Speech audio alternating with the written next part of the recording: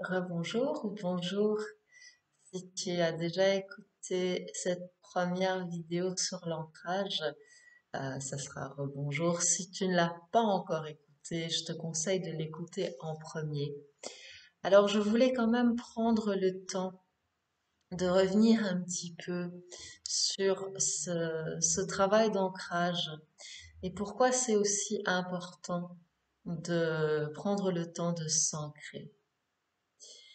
Alors, de mon expérience personnelle, l'ancrage, c'est quelque chose qui m'a aidé au niveau de ma pratique de Reiki, parce que j'ai toujours été très très attirée depuis l'enfance par tout ce qui est spiritualité, par tout ce qui est euh, peut-être un petit peu paranormal dans le sens où ce n'est peut-être pas les choses auxquelles on s'intéresse au quotidien, puisque je m'étais fait un pendule quand j'avais 7 ans, auquel je posais déjà des questions, que je me suis toujours intéressée aux cartes, à la voyance, voilà, à plein de choses qui sortent un petit peu de la norme, d'où le terme paranormal, mais qui pour moi n'est qu'une autre forme de normalité. Et ben, tout ça, c'est très bien, mais le problème, c'est que quand on veut mettre ces choses en pratique et qu'on n'a pas un ancrage suffisant, c'est un petit peu comme quand on essaye de mettre une prise de courant sur une prise électrique qui n'a pas de terre, ça part un peu dans tous les sens. Et c'est vrai que, voilà, même en étant très, très, très branchée sur pas mal de choses, je manquais très, très clairement d'ancrage, tout simplement parce que même si enfant, j'avais une bonne connexion avec la nature, avec l'adolescence, puis mes études en Côte ici à Bruxelles, j'ai un petit peu perdu ce côté concret, ce côté retour à la terre. Et puis, même si pendant très très très longtemps, je n'écrivais que dans des carnets, et oui, je renvoyais des emails, mais c'était pas, voilà, je me suis pas vraiment digitalisée spontanément, ça a mis beaucoup de temps. Et d'ailleurs, j'aime toujours écrire sur papier, mais voilà, quand je dois faire des choses professionnelles, je passe plus par le papier parce que ça prend trop de temps de recopier, mais j'ai un contact avec le papier qui est très très fort.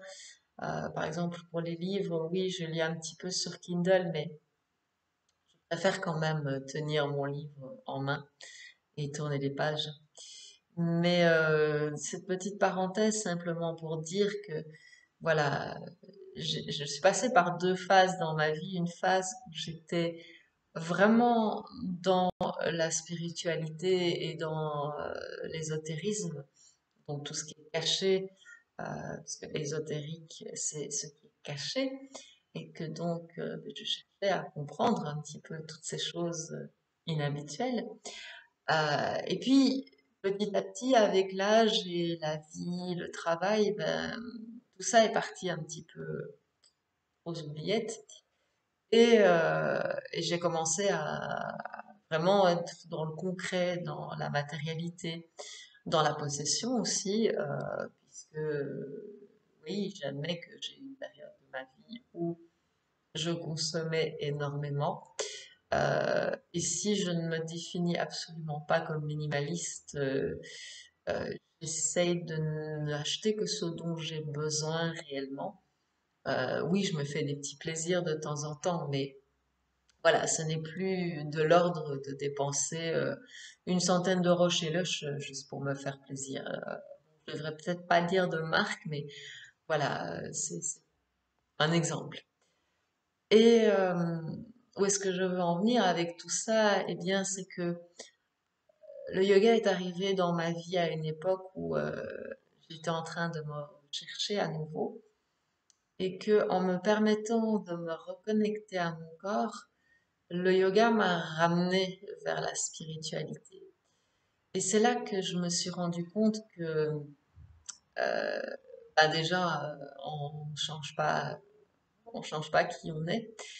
Et puis en plus, je me suis rendu compte que ces années que j'avais passées un peu plus dans le concret, ça m'avait aidé à être beaucoup plus fluide dans ma spiritualité, d'être beaucoup plus réceptive à certaines choses aussi, et puis de ne pas partir complètement en vrille dès que quelque chose d'un petit peu inhabituel se produisait, ou voilà, de ne pas être,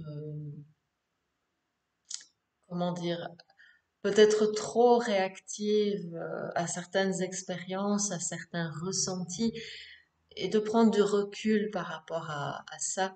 Parce qu'effectivement, quand on sent dans un soin Reiki qu'il se passe des choses dans les mains, qu'on reçoit des messages quelque part au travers des mains, au début, ça peut monter à la tête, mais justement, le fait d'être bien ancré, ça m'a permis de faire, d'accueillir toutes ces sensations, tous ces ressentis avec beaucoup plus de recul, beaucoup plus de détachement.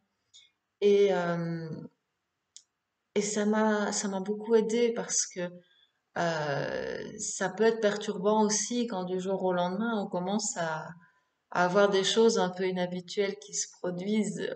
Parce que bon, bah voilà, poser les mains sur une personne et avoir des ressentis, c'est sûr que c'est pas forcément quelque chose de courant, surtout quand on pose juste une main sur une épaule ou sur un front et qu'il se passe des choses. Alors le front, c'est peut-être pas le meilleur exemple puisqu'on peut ressentir de la chaleur si on a de la fièvre, mais voilà, tu as compris ce que je voulais dire. Et donc, c'est pour ça que je sais que l'ancrage est très très important parce que euh, ça me permet d'expérimenter aussi des techniques comme la- l'hypnose régressive, des choses que je n'aurais pas pu appréhender avec autant de sérénité il y a encore quelques années, mais qui ici m'ont apporté énormément et sans pour autant que ça prenne des proportions incroyables dans ma vie. Et en fait, c'est un petit peu ça que j'essaie de dire dans ma première vidéo par rapport à l'ancrage, c'est que quand on n'est pas ancré, euh, une petite chose peut prendre des proportions énormes, alors quand quelque chose est déjà assez important et assez perturbant, on n'est pas ancré. Alors là, c'est la porte ouverte à tout. Et c'est peut-être aussi pour ça que j'ai réussi à traverser cette période de 3 mois bientôt, 3 mois, euh, oui, presque 3 mois, avec beaucoup de sérénité, avec souvent un grand sourire, et surtout les premières semaines où, quand je sortais me promener, il y avait presque personne dans la rue, c'était juste waouh. Sans presque voir de monde, de voiture, ça donne un sentiment de liberté incroyable. Euh, mais je sais que, voilà, ce sentiment que moi je ressens, et je pense que tu dois voir mon énergie qui traverse l'écran, euh, tout le monde ne partage pas ce sentiment. Et en fait, j'essaye pas de te convaincre de ne pas avoir peur. J'essaye plutôt de te convaincre que tu es en sécurité parce que les médias, parce que tout ce qu'on lit euh, nous donne peut-être l'impression que le monde extérieur est devenu hyper dangereux. Et bah, c'est sûr que si tu vas faire la file pendant 1 heure pour aller chez Ikea ou pour aller acheter un hamburger ou voilà, bon, effectivement, si ton lit est cassé et que tu as besoin d'un nouveau lit, ben oui. pas faire la file, on est d'accord. Maintenant, si tu fais la file pendant 1 heure juste parce que tu as envie de te changer les idées, bah, au lieu de faire la file pendant 1 heure pour te changer les idées, va faire une balade pendant 1 heure, j'ai envie de te dire. Après, tu es tout à fait libre de faire ce que tu veux. Je te donne juste mon avis. Mais déjà, rien que faire la file, c'est anxiogène, c'est énervant, c'est stressant parce que parfois ça prend du temps. Les rares fois où j'ai attendu un petit peu devant un magasin ou les rares fois où j'ai fait la file à la caisse, je me rappelle le vendredi où ils ont annoncé qu'ils allaient tout arrêter. Il me fallait de la litière pour mes chats et j'étais en train d'attendre à la caisse avec mon paquet d'essuie-tout et de litière pour chat. Oui, c'est stressant parce que voilà, bah déjà, même si on a le temps, on n'aime pas attendre. Et puis, bah, malgré tout, l'ambiance qui peut régner dans les files, ça peut être anxiogène. Et ça peut être aussi un petit peu déstabilisant parce que même si on est très très calme, le fait de piétiner pendant un certain temps pour pouvoir entrer dans un magasin, bah, je sais pas toi, mais moi, ça peut vite m'agacer. Alors, c'est pour ça que je trouvais que c'était peut-être important de te parler un petit peu aussi de mon expérience par rapport à l'ancrage. Euh, En fait, ici, euh, même si je pourrais tout à fait faire la file parce que je suis suffisamment calme et ancrée pour ça, il y a plusieurs raisons qui font que je n'ai pas envie de le faire. Tout simplement parce que déjà, ben, filmer des vidéos, ça prend beaucoup de temps, ça m'occupe énormément et que bah, honnêtement, comme je te disais, je préfère prendre 1 heure pour aller me balader au soleil et profiter de bouger, d'être en mouvement. On est déjà assez statique comme ça que de faire la file pendant une demi-heure, 1 heure. S'il y a 4 ou 5 personnes, oui, je vais attendre si j'ai vraiment besoin de quelque chose. Si c'est pas urgent, non, je préfère ne pas rentrer dans le magasin. Et puis, de mon point de vue, je pense aussi que, bon, là maintenant, la météo est vachement plus clémente, mais faire la file dans le froid, dans le vent, parfois dans la pluie, c'est le meilleur moyen pour prendre froid. Donc, voilà. Après, on a tous un système immunitaire. Ce système immunitaire, il est là pour nous protéger. Mais voilà, je ne vais pas revenir sur la question du système immunitaire. C'est pas le but ici. Euh, le but, c'est simplement de te rappeler que voilà, si tu es bien avec toi-même, que tu es en accord avec toi-même, il peut se passer beaucoup de choses. Ça va peut-être te déstabiliser un certain temps, plus ou moins long, mais tu vas toujours retomber sur tes pattes un petit peu comme un chat. Euh, Et donc, j'avais commencé à te donner des petits conseils pour t'ancrer et à te parler donc de la couleur rouge. J'essaye de viser, ouais, voilà, de la couleur rouge qui se trouve sur mon petit tapis à chakra. Enfin, tapis, le mot est fort, mais voilà, tu as compris. Euh, C'est très important, surtout quand on est une femme et qu'on a besoin d'un petit peu d'ancrage, de porter du rouge dans le bas. Donc que ce soit sous forme de jupe, de pantalon, de culotte. Oui, de culotte, tu as bien entendu. Puisque le rouge, comme je le disais dans la vidéo précédente, c'est la couleur du sang, c'est la couleur de la vie. Et c'est aussi la couleur bah, de certains jours du mois. Pardon si tu es un homme et que tu écoutes cette vidéo, mais ça fait partie de la réalité. Et ça permet aussi aux femmes de se reconnecter avec leur féminité et donc de s'ancrer aussi quelque part. Donc, c'est pour ça que c'est important de porter du rouge. Après, si tu portes un t-shirt rouge, ça fera le même effet parce que tu verras le rouge sur toi et que du coup, cette couleur va mentalement t'imprégner et redescendre jusqu'aux pieds puisque c'est là que ça doit aller.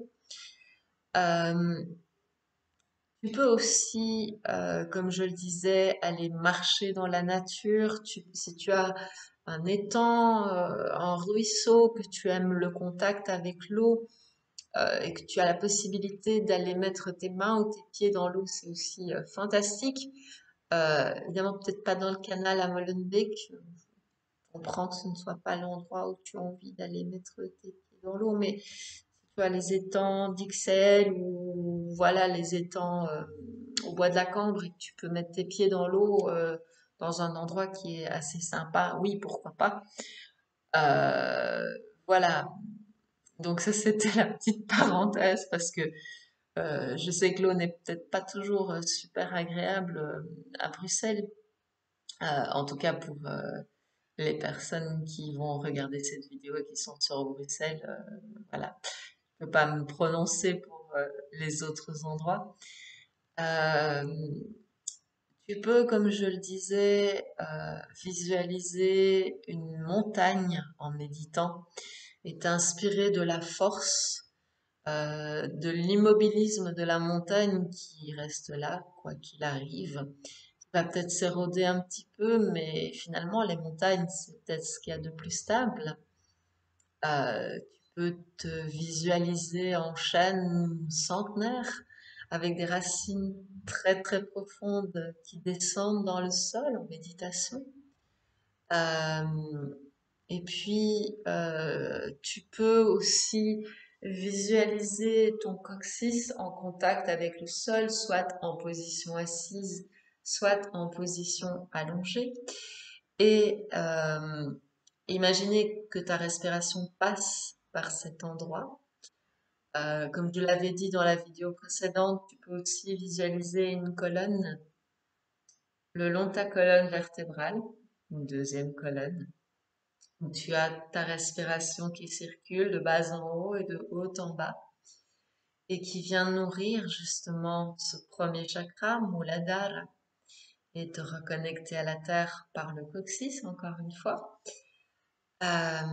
Qu'est-ce que je peux encore te donner comme exercice d'ancrage à part ce que je t'avais proposé dans la vidéo précédente?